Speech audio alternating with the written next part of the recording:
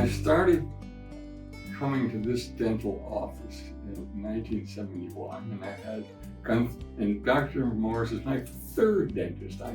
I've gone through two. So I saw Dr. Feldman for 42 years.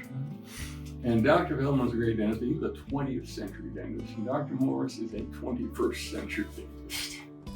And it was a little jarring at first because for the nearly 50 years at that point that I had been coming here, all the feedback I got was, great job, Howard.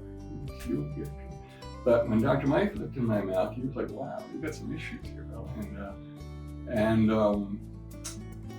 It was a little hard to accept at first because there were so many things that seemed to be wrong with me. And if I had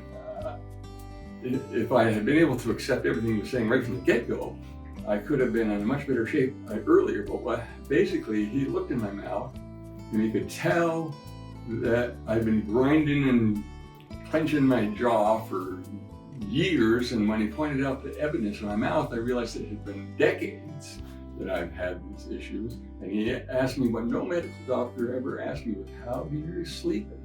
And when I said, not good, he said, you probably need a CPAP. And I thought, that can't be right. But it was right. I got a sleep study, and I have this severe obstructive sleep apnea.